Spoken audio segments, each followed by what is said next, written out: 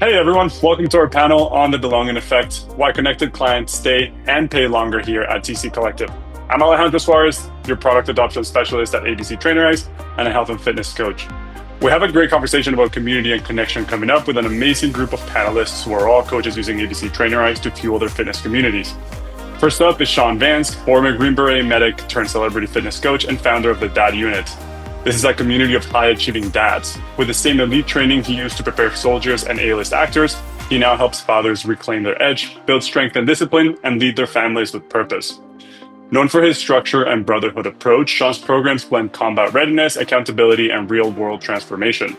Our second panelist is Rebecca Coffey, founder of Workout Moms Fitness, specializing in faith-filled wellness for busy women and mothers. She combines personal training, nutrition coaching, and spiritual support to empower women to thrive in body, mind, and spirit. With a mission of aging gracefully through faith and fitness, her clients aren't just numbers, they become a part of a community built on caring, progress, and lifelong habits. And last but not least is Daniel Salazar, kinesiologist, fascia stretch therapist, and ACE-certified professional training coach. With over 10 years in the fitness industry, Daniel has been recognized for his expertise and dedication, earning a nomination as one of Canada's top fitness instructors of 2025. He has trained professional athletes in the CFL and NLL, as well as high-profile executives and CEOs. He's known for his functional movement approach, and his training style focuses on building strength, improving flexibility, and enhancing athletic performance while keeping clients injury-free. All right, so over the next 40 minutes, we're going to be discussing how to build and maintain a strong community, where a feeling of belonging can really impact your bottom line, and how automation and AI can strengthen the bonds of your client relationships. So let's go ahead and dive right in. In the most recent Wellness Watch report from ABC Fitness, 73% of people agree that community plays a crucial role in fitness motivation and consistency. Now, the word community gets used around a lot in our industry, but in reality, not every group of people is truly a community. So from your perspective, and I'll send it off to you, Shawn, what makes a real community? And maybe talk a little bit more about what are the ingredients to turn a collection of people into a connected crew? I mean, I think that it all starts with you, right? If you're going to start a community, it should be something that you want to be a part of. And for me, foundationally, coming into the Dad Unit, my whole thought was like, what's the environment in which I would be successful in? Like if I was a client, if I was going through this, what would make me successful? And then I built from there. And I think that we all know that at the foundation of every fitness business, whether it's in person or online, it is about caring about people. If you don't care about the people that are in your community, if you're just trying to make money, then it won't be fun and you won't have success. I think that a shared ethos, like it's important to have clear values that you stand for and then to drive those and model them yourself. I mean, like it sounds probably too simple, but I really think it's about you pouring yourself into it, right? Like you got to show up and be vocal and set the example. And if you don't, then how does anybody know what the community is about? Yeah, I think, especially in this day and age of technology, we are all after a little bit more of human connection. And what you're talking about being your person first and being true to yourself and knowing what your values are, I think that probably attracts a lot of people. And I think that's almost leading from the front, right? Showing 100%. people exactly what you're about, showing people what it is that you're after. And I think that attracts that realness attracts a lot of people. So I'd love to hear that. Oh, like in the Dad Unit, dude, every morning in the Dad Unit, I start the day I do a morning motivation. So into my phone, I shout a quote from history, a story from Special Forces, something to get everybody motivated. But it's partially to get myself motivated, right? Like it is me locking in. And by doing that with everybody, we're all on the same page. We've showed up today. Let's fucking go, you know? Strengthening numbers. I Yeah. absolutely love that. Yeah. And That's the great. other thing that we do that builds the community really well is that it's mandatory. Yeah. Right? Like if you want to be a part of this, then you got to be a part of it. Right? We really push people to show up, and it is built into the way that the program works, because in our community, you're not just like one person that joins this mass, right? You're assigned to a team. And so that team builds or gives you the intimacy that you would need, which I think is a really hard part. And I would love to hear from the other coaches here, because like we're all right with the community side trying to figure out how to create the most amount of connection possible, the most vibes, the most entertainment, so that people want to be there. They want to come back. They want to open the app. And I think that it needs to be a combination of like this global experience, like I'm a part of something bigger than me, but then also bringing in intimacy in some way or another. I love that. I'll open it up to the coaches.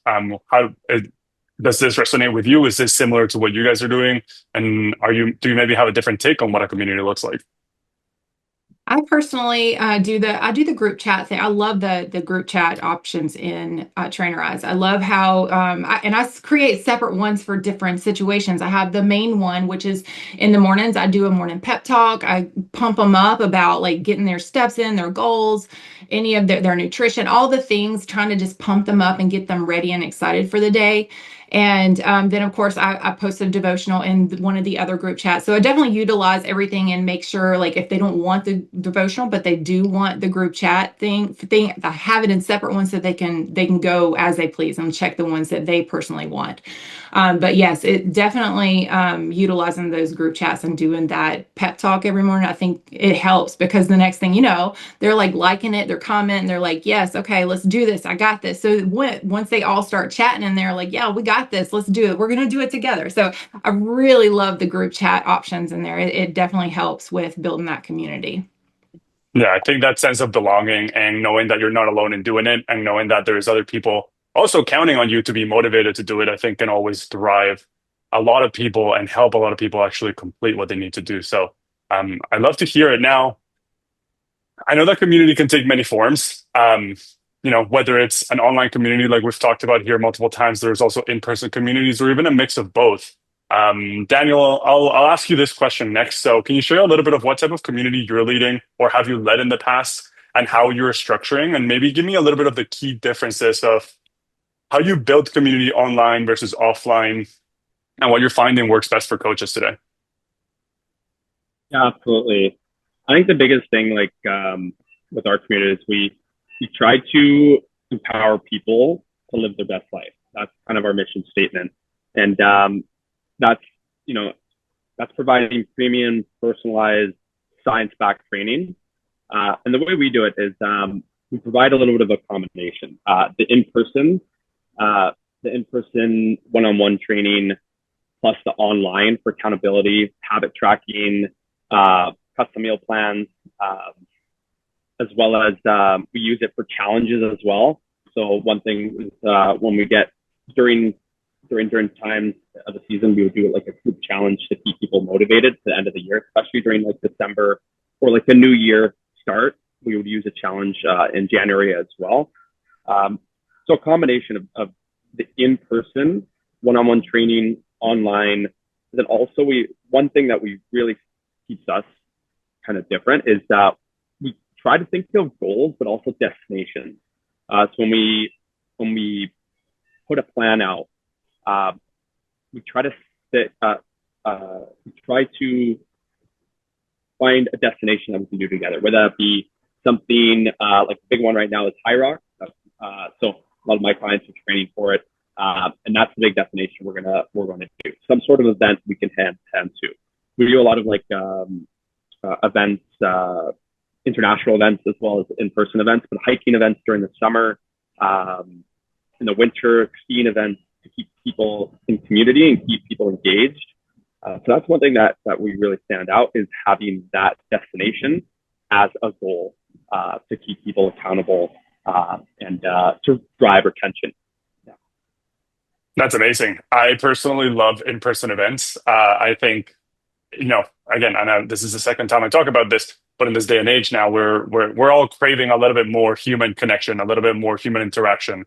And I think that drives us to do a little bit better. And I've been a coach for 12 years. And one of the things that I know is, especially for an in-person coach, a lot of the times I'm seeing you at most 3 hours of the week, and there's 168 hours of the week. And a lot of what you do outside of that can impact whether or not those 3 hours that I see you are going to be beneficial or not. So I'd love to hear what you're doing when it comes to actually being able to provide a more encompassed approach, right? Not only are we talking about doing habits, taking a look at your nutrition, taking a look at your daily activity, taking a look at your physical activity, but also being able to bring them together into a collective goal where you're actually going to come with a group of people who've been through a similar journey at their own pace and accomplish a similar goal. Again, whether it's those hikes, those destination like high rocks and stuff like that.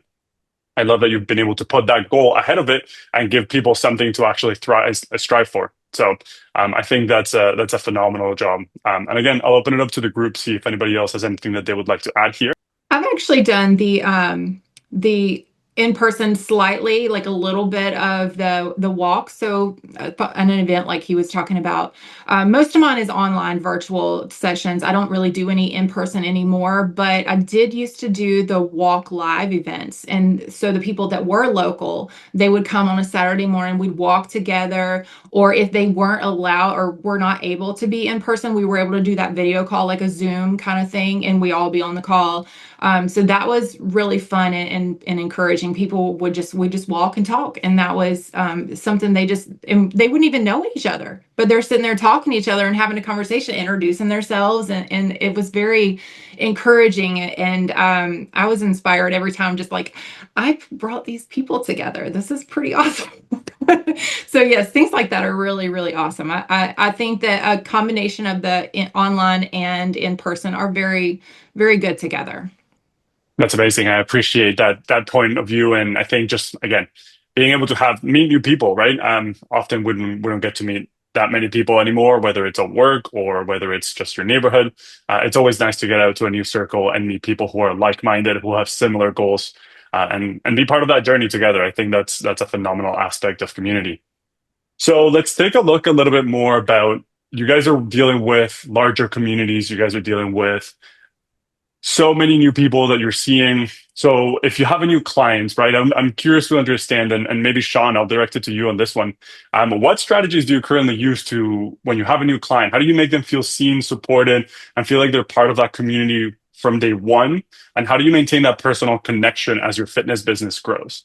The way that we make sure nobody gets lost in the process is that you are assigned to a team, as I mentioned. And so each team daily has check-ins, right? So twice a day, they are checking in with the chat. And so by nature, right there, you have two, kind of bumpers. If somebody doesn't check in, then the coach, whether it's me or assistant coach or whatever, is looking at the team and going, hey, where the fuck is Brian? And we're messaging Brian in front of everybody and going, Brian, where are you at? And now it's not just like me putting him on blast, but he's getting shamed in front of everybody else. And then throughout the day, at some point, we hop into the chat and the coaches are looking at your profile on Trainerize. We're making sure that you're tracking your habits, that you're logging your food.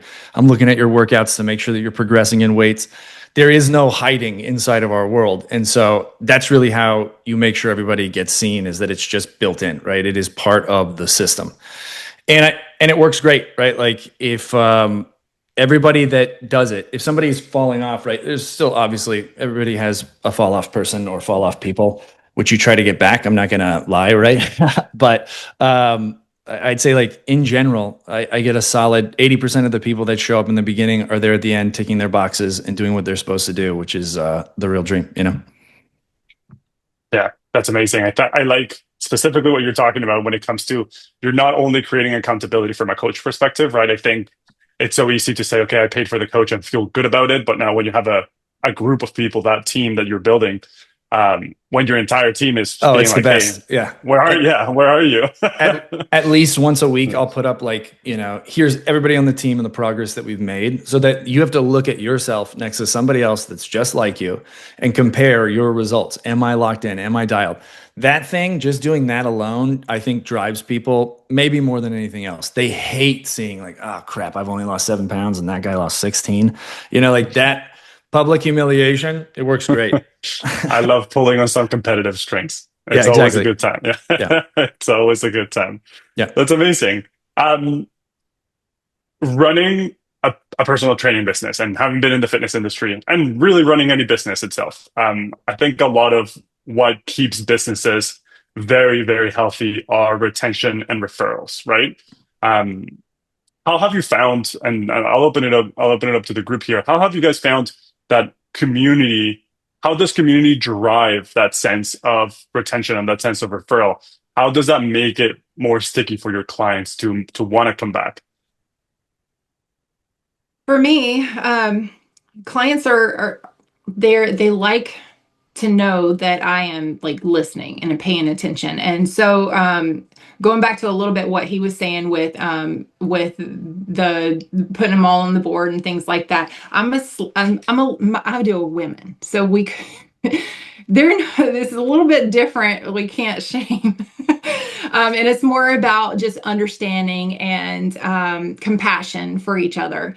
So I start off with, with the welcoming is always going to be, a welcome message in the group, letting everybody get to know them. And then as far as keeping them accountable, I'm checking all their stuff throughout the day. I'm making sure and as he was stating too, some do fall off. And that's when I start zero in on them. Making sure that they know I see them. They see, or I can see what you're logging, what you're not logging, what you're not doing. And I start saying a little bit more encouraging words, more messages than I would normally send. And just encouraging, like on their workouts, I'll just post like, great job, you did it. I'm so proud of you. Like just little things that help encourage them. And then that's what they like. Things like that in my niche of women, they already have a lot of craziness going on in their life. They're busy moms. They're busy women working. They have full-time jobs. They don't get to sit at home. And then there's trying to figure out how to do a workout, how to find time to take care of themselves, how to eat. So that's where I come in and I'm helping them figure out how to do that 7-minute workout. Just squeeze it in right while the baby's taking a nap, like just little things and changing the habits, one little thing at a time with that nutrition. Just one extra vegetable that day, so it's all baby steps. I don't do any jumping in with them. It's all little steps at a time to get you to the place that you want to be. So if they're only drinking 16 ounces of water a day, I'm not going to say, okay, you have to drink half your body weight in water right now, like starting tomorrow. I won't do that for them. I'll start off with 20 ounces. And if they make that 7 days consistently, let's go up. I think you're ready. Let's go to 25 ounces. And so that builds their confidence in themselves. And then they're like, I can do this. And so that the way I do that with my clients, they really like how I do these baby steps and the little encouragement and just sticking with them through it all. And yeah, that seems to be bringing them back. Even if they have to take a break for like a month because they have a life circumstance going on, they always come back and I'm like, yay, okay. I don't make them feel bad because they have to take a break. I'm like, you know what? It's okay. You do what you have to do. I'm going to be here when you get back. And then they come back a month later and they're like, okay, I'm ready. I'm ready to start back. I'm ready to do it. So it's really nice to know they know that they can trust you. They know that you're not going to make them feel bad. So it builds that community for them to want to come back each time. My biggest takeaway from this, and I love everything that you've said, is know your audience. So to go back maybe to the original question, right, is when we're talking about a community, you want to make sure that you have your values present. You want to make sure that you're leading from the front, and you want to make sure that your audience resonates with who you are as a person, how you work, how you lead. And again, you attract that of which you project. So I think it's very, very valuable to actually see maybe both sides of this coin, where we have people who want to be pushed, who want to be competitive, and maybe we on the other side, we see people who want to be more cared for, more listened to, and more supported in that sense, right? And I think that can look very different for different audiences. And I love the importance of that, because I think that gives you a lot more context and value as a coach and leverage to be able to say, this is the community that we are building and this is what we offer. Now, yeah. I couldn't agree more. I was thinking the same thing. Just like, it's so, like, I'll get comments on my Instagram that are like, oh, great, another freaking coach. You know what I mean? And I get it. There's a shitload of coaches out there, but it is cool that there's a coach for each person, right? Different coaches for different strokes or whatever, which I think is great. Yeah, because and the other thing this makes me think of is like, you hear everybody's like, oh, you got to niche down, like find your niche. And it's like, I think, do you guys know who Higher Up Wellness is? He's an influencer on Instagram, whatever. I love this post by him, but he goes like, you are your niche, right? You're the niche. Just do you, and the people that like you will come to you. And I'm like, I think that makes the most sense, because we are all different and people need different approaches to reach the same goal,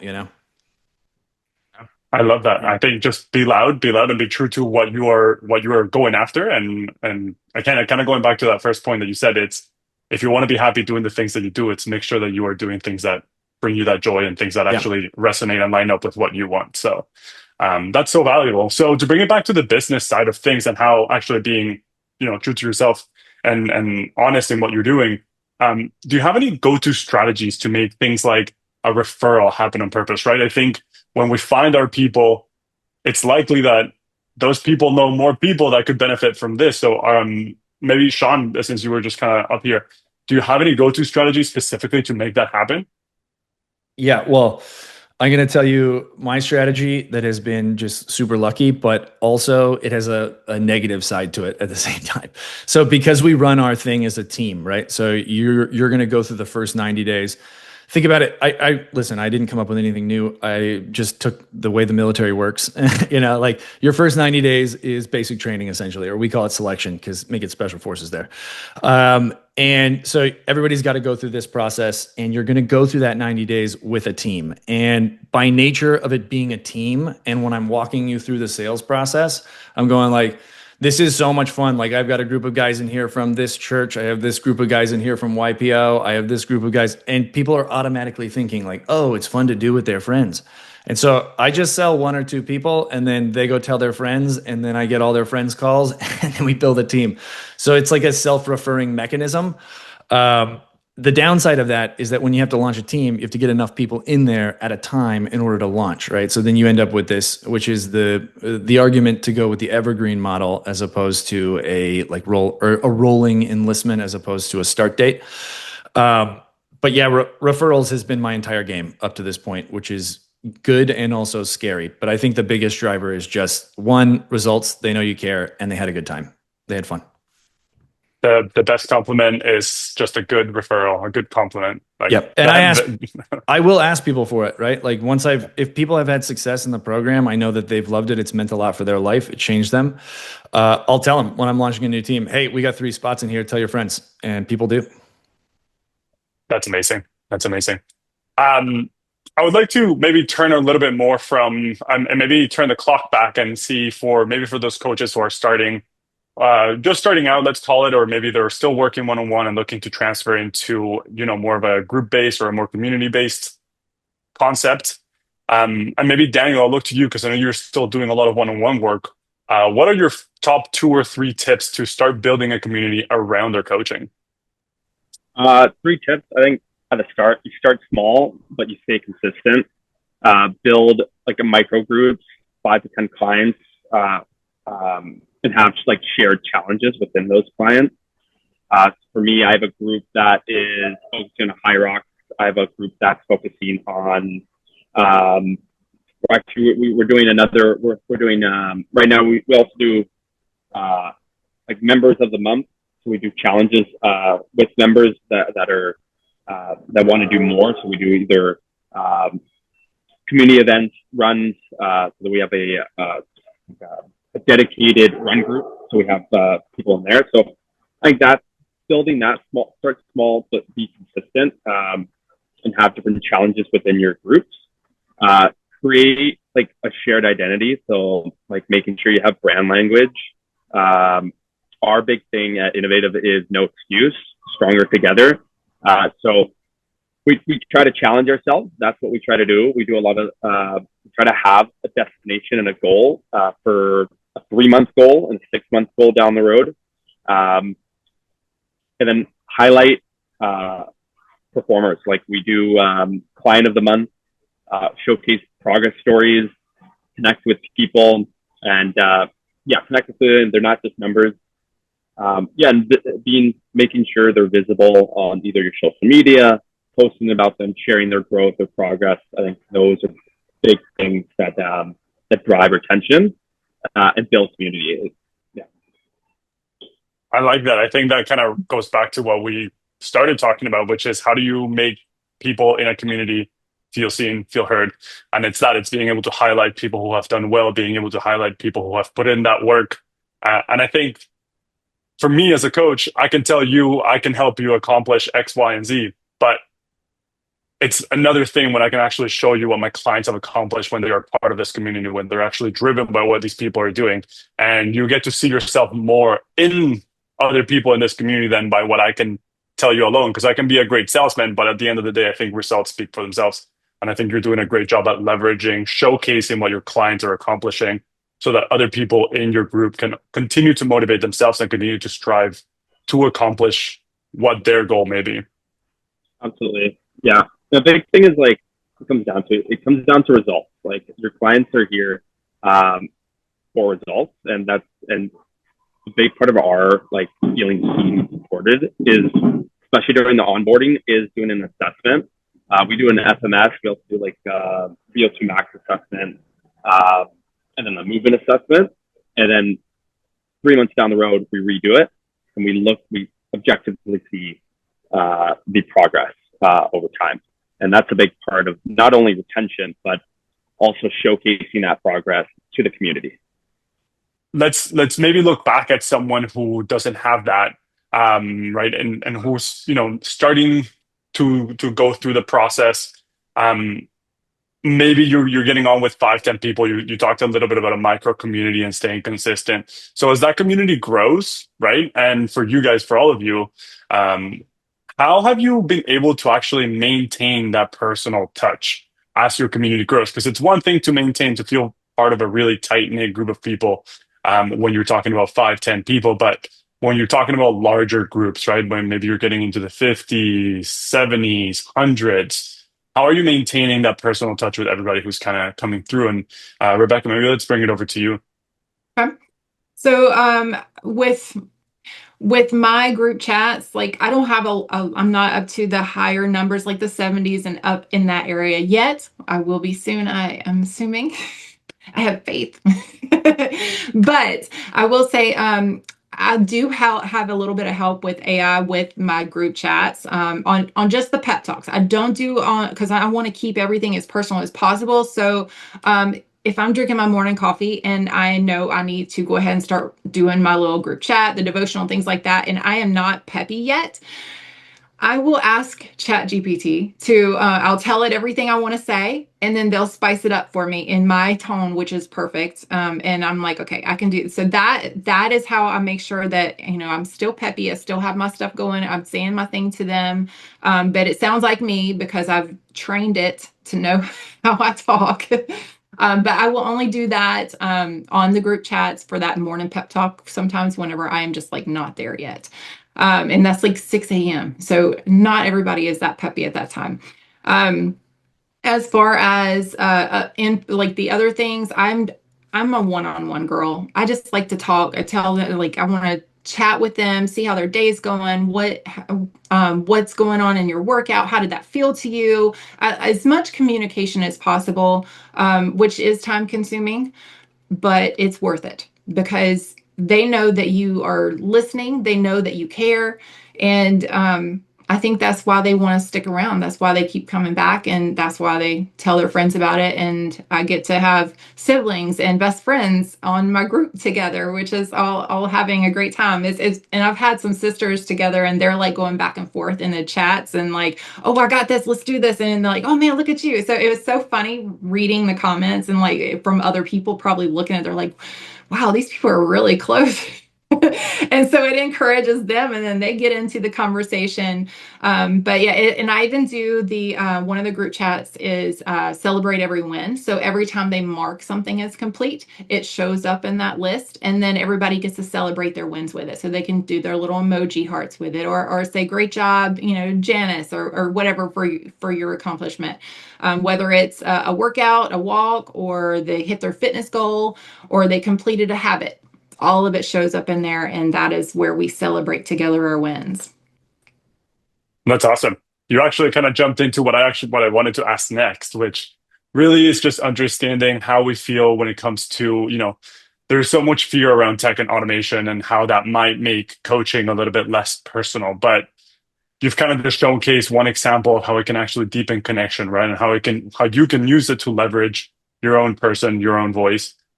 So maybe Daniel or Shawn, if you guys also have all their strategies, what other apps or other tools are you using when it comes to AI to actually enhance that human side of coaching? And what advice would you give to others looking to do the same as the industry evolves? Yeah, I think for me, the big thing is automate systems, not the relationship. Use tech like to simplify logistics, but don't replace like the empathy. And like track, like one thing is like you talk about these metrics, and it's important to do metrics, but also like track the person, not just the progress. Always check in to see how they feel and not just what they did in terms of the progress, because there will be ups and downs with training with programming. You can definitely leverage technology, like there is automations within Trainerize that have helped. But building your own automations as well, and like the system is really, really important. That has helped me grow tremendously. So, and having that personalized touch is such an important thing as well. So, tools that have helped, yeah, for sure.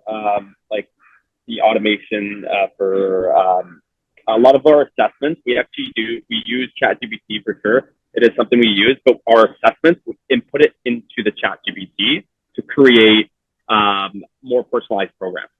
So we get all the data, VO2 max, FMS results, their body scans, movement, and we input that data into like a chatbot. You can customize your own chatbot with the feed it information, and based on that, create more detailed programming.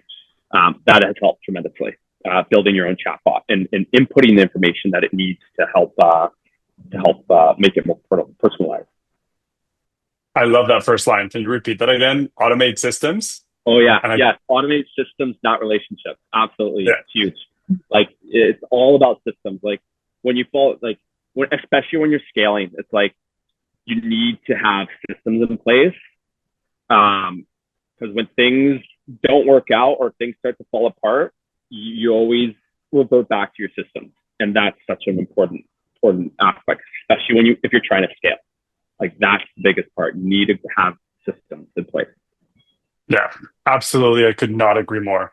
I love that specifically, right? I think again, it just shows the value of how much people want that relationship aspect. But when it comes to systems, yeah, we absolutely don't want to be spending time on doing something that a tool or something else could be doing much better, much faster than I am. But at the end of the day, people come to you because they want to be with you. People are buying into you, and people want to have the opportunity to have that relationship with you. So I love that you said that. And I love the way that you phrased it specifically. Shawn, do you have any tools or any specific tricks when it comes to automating sort of the back end for you? Yeah. I mean, I don't use AI for programming yet, which I'm sure I'm doing wrong, right? Like I would love for it to nail it. But I think the thing that's hard about using AI for programming is like, and this actually goes to speak to guys that are just starting out or girls that are just starting out. Like you need that time in the gym to figure out who people are and how people train, right? Different personalities respond different to different kinds of programming.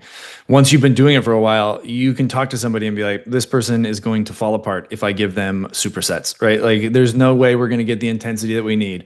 Or this guy loves fitness classes. If I try to get him to rest for 90 seconds in between lifts on a hypertrophy program, he's going to feel like he's not working hard. And so like figuring out the way that people are and then being able to apply that to your programming, I think is super valuable. And I'm sure ChatGPT will get there. I mean, I'm positive that in a few years, it'll be able to do most of that stuff better because it can hold more factors in its head at one time. You know, all of the history of their injuries, the history, like the current status of all of their data, like all of that being applied in and evolving with the client in real time. I'm not going to be able to do that. But what AI can't do is the human connection. And so I really love what Daniel said too. That's such a good line because really the biggest driver to me, or one of the biggest drivers around doing community as a whole, is that AI can't replace this, right? And at the end of the day, like you want to know somebody's watching you. You know, you want to know somebody cares, somebody's checking in. It's even like AI is going to make planes fly. Your pilot will be AI, but you want to know there's a dude in there just going, here's somebody in there going like, if the computer fails.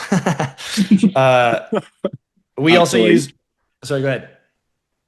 Like the expert opinion is a big thing. Like obviously you use AI, you can have it build the backbone and have all that information. But when it comes down to, you still have to scan through the program You still and have have to. your expert opinion to make adjustments. Absolutely. It's huge. Yep. Yeah, for sure. We use a couple other apps. We use a third-party system called Fit Metrics, and that allows us to do, they have a couple of AI things inside of there that I don't use that much, but what it does do on the automation side is it makes it really easy to do everything that's hard to do inside of Trainerize, like calorie cycling, for instance. And so like being able to manage even nutrition and all that stuff, you can do all of it from inside of it.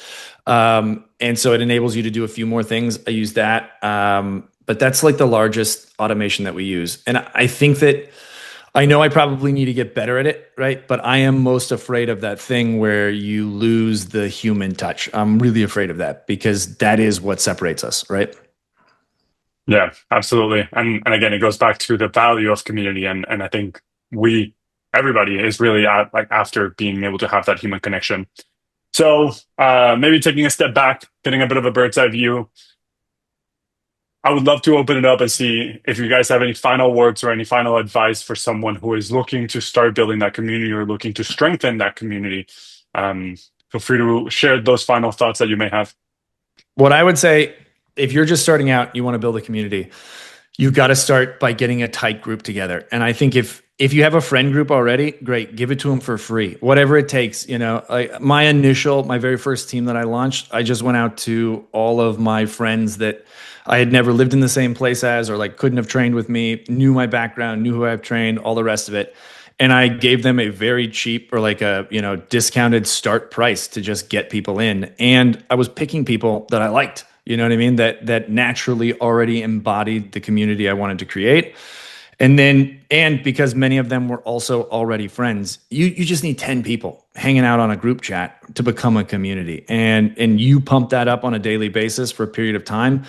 When other people join that chat, they're going to be like, oh, this is sick. Everybody shows up. You just got to drive it with a small group, start the vibe, and then bring people in. I agree. I did the same. I started with my friends. I had 5 friends. I was like, look, I'm starting out. This is the first time I've ever done this. I'm ready. Now I just got to get clients. And so I had them all I actually did it for free. I was like, I'll train every one of you for free. Just give me the experience. So I had these 5 girls, and that's how I started. And it's blossomed from there. And it's been an amazing journey. But yeah, that's where you start. Starting with those friends. One trick that I would recommend highly is that for my friends and family that I was like, listen, I don't want to take your money, but I made them give me money. And I said, if you do what you're supposed to do, I'll give you this money back, but I want you emotionally invested. That's good. Phenomenal strategy. That counts. Yes. Yeah. Awesome. Well, Shawn, Rebecca, Daniel, thank you so much for being here today. You guys have been an absolute blast to talk to and learn from. You guys have been sharing all your wisdom, and I know everybody here is going to take a lot away from this and hopefully feel empowered to start building their own community. So more to come on the next panel, so stick around for the next sections.